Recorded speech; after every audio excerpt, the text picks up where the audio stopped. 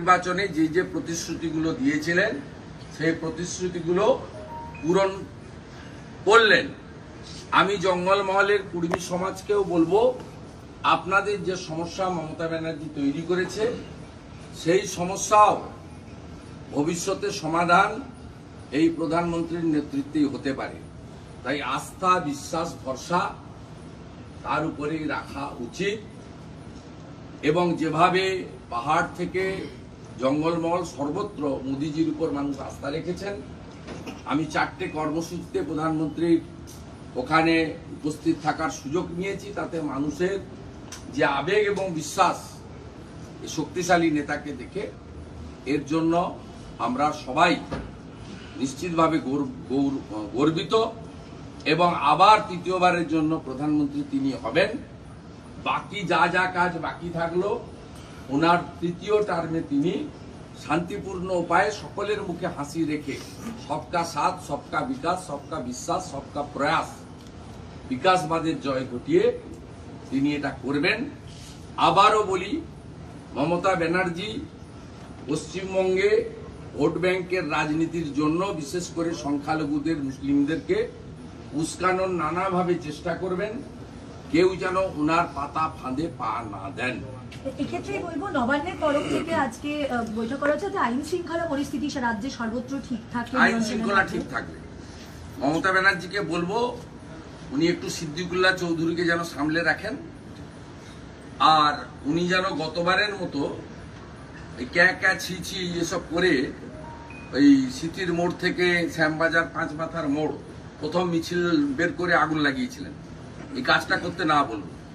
আর সংখ্যালঘু মুসলিমদের বলবো, এই পাতা ফাঁদে একদম পা দেবেন না, আইনে পরিষ্কার লেখা আছে। আর আমি আবারও বলি, 2,28,00,000 লোকের প্রতিনিধি হিসেবে বিরোধী দলনেতা, একজনও নাগরিকের যদি কোনো রকম অসুবিধা হয় আমরা গ্যারান্টার থাকছি। এবং বিজেপি এনডিএ পরিচালিত 18টা রাজ্যে কারোর ধর্মাচরণ, কারোর অর্থনৈতিক অধিকার, শিক্ষার অধিকার কোথাও ভারতীয় জনতা পার্টি কোনো নাগরিকের সঙ্গে করেনি। পশ্চিমবঙ্গ তার বাইরে নয়। মমতা ব্যানার্জি একটা ভ্রষ্টাচারী, দুর্নীতিগ্রস্ত, তার বিরুদ্ধে আমাদের সর্বাত্মক লড়াই চলবে। এখানে কোনো ধর্ম সম্প্রদায় ভাগাভাগি অনুষ্ঠিত হবে না। এবং এই লোকসভা নির্বাচন কেন, আগামী বিধানসভা নির্বাচন কেন, পশ্চিমবঙ্গে মূল ইস্যুই থাকবে দুর্নীতি এবং সন্দেশখালির মতো মা বোনেদের উপর অত্যাচার। এই ইস্যুতেই নির্বাচনে হবে এবং এই ইস্যুতেই জনগণের আশীর্বাদ আমরা পাবো। মোদিজি 2 কোটির বেশি বাঙালি উদ্বাস্তুকে কথা দিয়েছিলেন, তোমাদের যে অসম্মান হচ্ছে এই অসম্মানের হাত থেকে আমি বাঁচাবো। 19-এ আইন করেছেন, আইন কার্যকর করে দিলেন। মমতা ব্যানার্জি বা তার দলদাস প্রশাসনের কোনো রোল রাখলেন না। এর জন্য আমরা সবাই আনন্দিত। আমিও বিশেষভাবে বিজেপির এমএলএ বা বিরোধী দলনেতার বাইরে আমিও আনন্দিত। আমার মা তার পিতৃদেব স্বর্গত মাখনলাল ভট্টাচার্যের সাথে বরিশাল থেকে শুধুমাত্র হিন্দু হওয়ার কারণে 62 সালে এক কাপড়ে পালিয়ে এসে হুগলির চন্দননগরে উঠেছিলেন। জুট মিলের ম্যানেজারই করেছিলেন আমার মায়ের পিতৃদেব। বরিশাল থেকে এক কাপড়ে চলে এসেছিলেন। এই কংগ্রেসের বিভীষিকাময় দেশভাগের খেসারত এই 2-2.5 কোটি 3 কোটি হিন্দুকে দিতে হয়েছে। জমি বাড়ি সব ফেলে দিয়ে পালিয়ে আসতে হয়েছে। মোদিজি সমাধান করে দিলেন। মোদি হ্যায় তো মুমকিন হ্যায়। মমতা ব্যানার্জি এতদিন ধরে তো অলআউট খেলেছেন সিএ নিয়ে। আজকে অদ্ভুতভাবে তিনি বলছেন যে পুরো বিষয়টা দেখবো, আইনগুলো দেখবো, তারপর মন্তব্য করবো। আজকে কিন্তু সেই অর্থে কোনো নেগেটিভ বলার কিছু নেই। ডিটেনশন ক্যাম্পে না রাখা হয় সেই আশঙ্কা না কোনো সুযোগই নেই। এটাতে আবার বলি, আইন খুব পরিষ্কার, রুলস পরিষ্কার, নাগরিকত্ব দেওয়ার, কাড়িয়ে নেওয়ার কোনো বিষয়ই নেই। এর সঙ্গে নাগরিক পঞ্জির কোনো সম্পর্কই নেই, এনআরসি এনপিআর এর কোনো সম্পর্কই নেই। কমপ্লিটলি আমি পুরো ব্যাখ্যা করে আপনাদেরকে 10 মিনিটে বলেছি। This is crystal clear. এবং গতকালই আমার কাছে বলছিলাম যে নোটিফিকেশন হবে। আমি ঠাকুরনগরে বলে এসেছিলাম যে আগামীকাল ডঙ্কা বাজবে জয় হরি বল উঠবে। আবার প্রণাম করি হরিচাঁদ ঠাকুর, গুরুচাঁদ ঠাকুরকে। আপনি কি ঠাকুর নাম? তারা 1907-8 সাল থেকে, আমি গতকালই ছিলাম তো, আমার সাথে ঠাকুর আছে, বড় ভাই আছে আমার।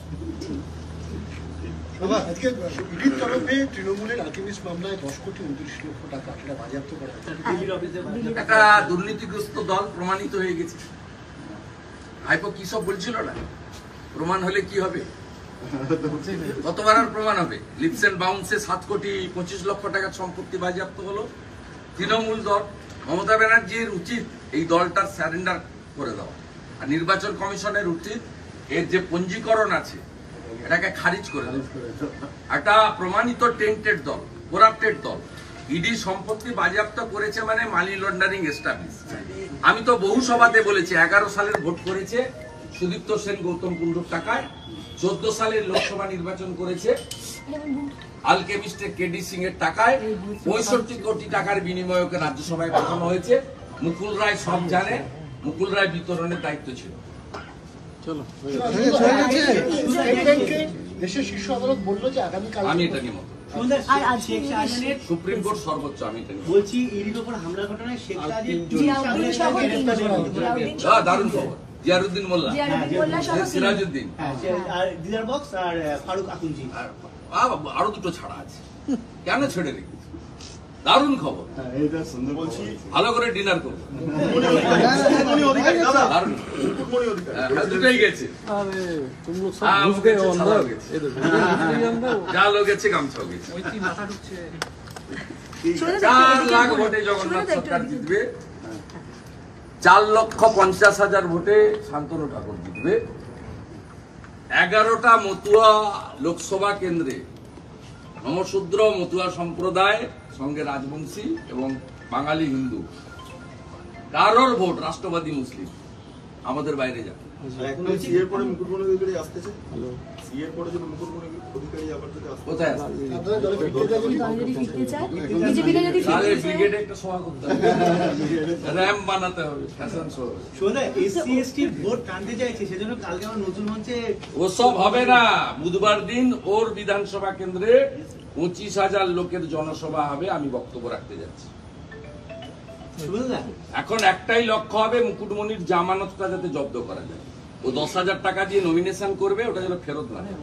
শুনুন, একটা বিষয়, বিশ্বজিৎ দাস, মুকুটমণি অধিকারী এবং কৃষ্ণ প্রধান তিনজনই বিজেপি